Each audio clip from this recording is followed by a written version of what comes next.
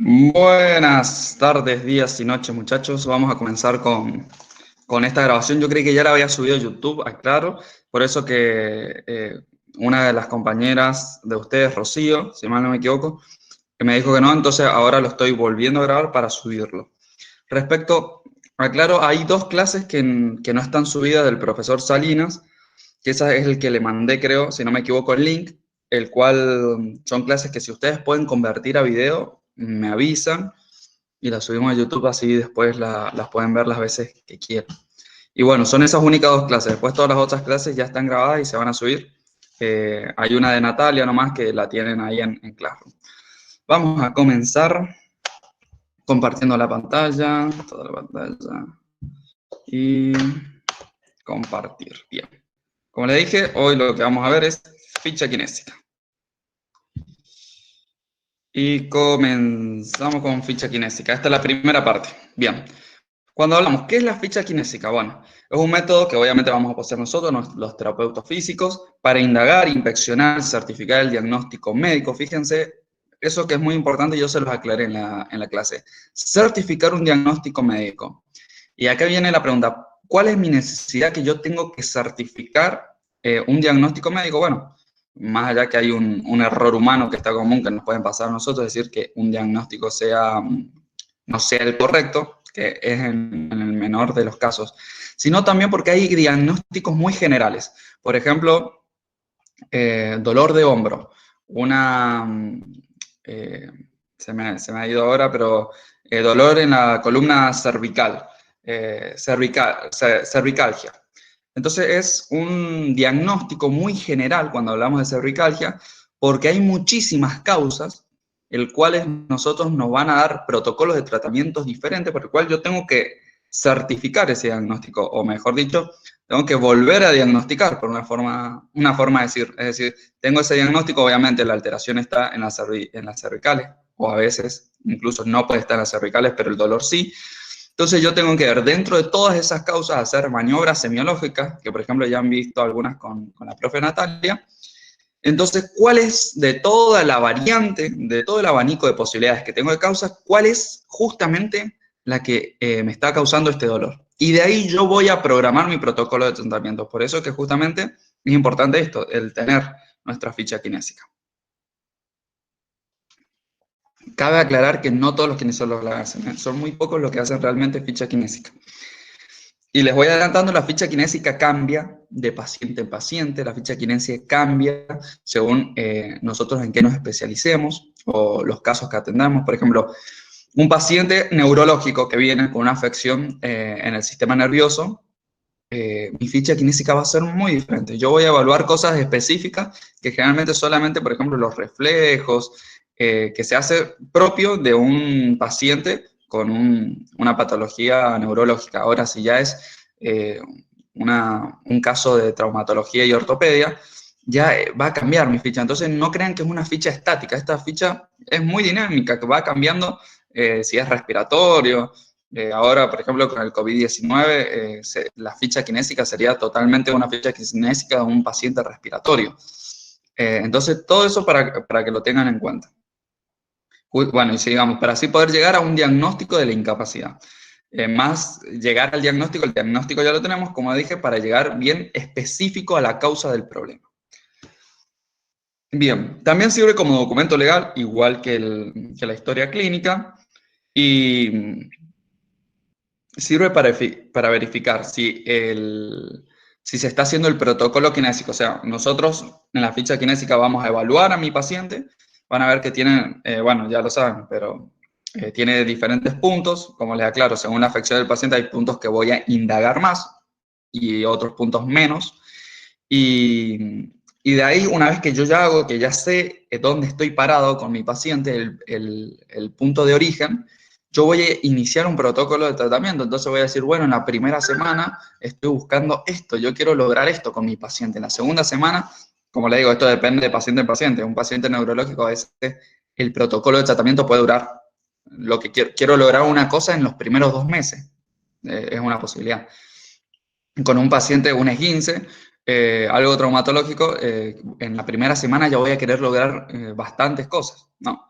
Entonces eso para tenerlo en cuenta. Entonces ya teniendo el protocolo kinésico, sirve como documento legal. A ver, el kinesiólogo logró hacer esto en el primer mes, logró hacer lo que se propuso, el objetivo de la primera semana, no lo logró porque no sabía cómo hacer el protocolo, porque no lo hizo, porque le dio ejercicios para hacer al paciente y el paciente no los hizo. Todo eso, entonces es un documento legal con bastante peso. ¿Qué se tiene que tener en cuenta? Bueno, la condición patológica de la estructura afectada. Eso obviamente, que es lo que vamos a tener en cuenta, es la parte principal. No solamente, y eso seguramente lo van a escuchar mucho en la carrera, en psicomotricidad sobre todo. El paciente es un todo, ¿no? Siempre lo vamos a ver como un todo. Obviamente que la condición patológica o la estructura que esté afectada va a ser mi foco, va a ser algo que voy a tener en cuenta mucho cuando esté planeando mi ficha kinésica, cuando esté viendo, pero también voy a tener en cuenta en qué trabaja el paciente, cómo esta patología lo está afectando en su vida. No es lo mismo, siempre lo decimos, un paciente que tiene una lesión de la rodilla y es un futbolista profesional, es decir, que su carrera, su sustento depende de eso. Ni estamos hablando si están en la fase de amateur, que es en la fase donde más necesitan resaltar, o si le está yendo bien, no tienen que terminar con esa racha, a un paciente la misma lesión de rodilla, a un paciente eh, que trabaja en una oficina, que tiene, va a variar. O sea, la afección es la misma, pero el protocolo va a cambiar de tratamiento porque obviamente en esta persona deportista yo voy a querer lograr resultados rápidos, además su condición física nos va a dejar a hacerlo más rápido, y sobre todo la prioridad que él tiene. Entonces vamos a tener en cuenta que seguramente si nosotros le decimos un ejercicio, se va a querer exceder del ejercicio, va a querer entrar rápido al campo de juego. Son cosas que, si bien no es propio de la estructura afectada, nosotros lo tenemos en cuenta, ¿no? Como le digo, el foco lo tenemos ahí, pero nunca vamos a dejar de percibir las otras áreas que también son importantes. Los problemas secundarios que se van a sumar a esta patología de base, ¿no? Fundamentalmente conocer la capacidad residual de aquellos sistemas o partes de estos que no fueron afectados por la enfermedad. Sobre estas capacidades, bueno, que nosotros justamente es la que vamos a restablecer. Acá yo le puse verso, no es que sea verso en realidad, pero hay a veces que hay algunos alumnos y hasta profesionales que se confunden, pero si la ficha kinésica es una historia clínica o una historia clínica es lo mismo, no es lo mismo. No poseen un protocolo establecido, como suele encontrarse en la bibliografía de la historia clínica, sino que el profesional lo construye acorde al sistema a evaluar. Esto es lo que yo le decía, que es que la ficha kinésica es mucho más dinámica que una historia clínica. La ficha kinésica, como le digo, si es nervioso, va a tener ciertas características, si es un paciente respiratorio, va a cambiar. Yo voy a hacer mucho énfasis en la caja torácica, en la movilidad, en la saturación de oxígeno. Voy a tener en cuenta otros parámetros que capaz no es de prioridad en un paciente neurológico, músculo esquelético, etc. Y lo que éste considere importante en su examen. Se puede decir que la ficha kinésica se desprende de lo que es el examen físico de la historia clínica, y eso es bastante verácil, o sea, es bastante, tiene que ver mucho con la realidad. El examen físico de la historia clínica prácticamente es toda la ficha kinésica, ¿no? Con el objetivo de plantear a posterior los objetivos de rehabilitación, ¿no? Entonces, tengamos en cuenta, nosotros en la historia clínica tenemos muchos pasos.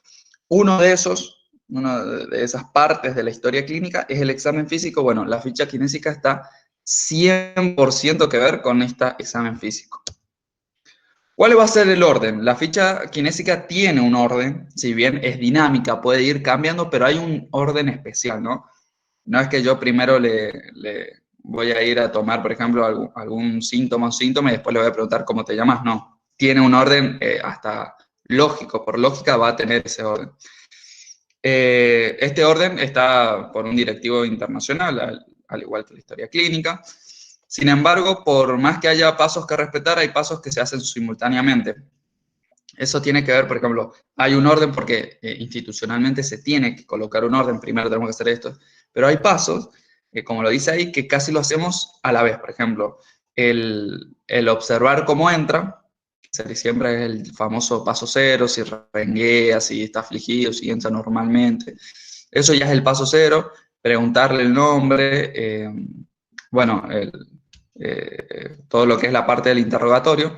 Todo eso casi que a veces lo hacemos simultáneamente. O sea, yo a medida que, no es que paso cero, observo, ya observé cómo entré. Listo, le voy a preguntar el nombre. ¿Cómo te llamas? No, se saluda. Entonces se hace, cuando uno ya está saludando al paciente, le está preguntando el nombre, uno sigue observando cuáles son las características de su marcha, si tiene algún dolor o hace algún gesto o alguna postura antiálgica. Entonces ahí nos damos cuenta que hay pasos que obviamente por razonamiento puro se hacen a la misma vez.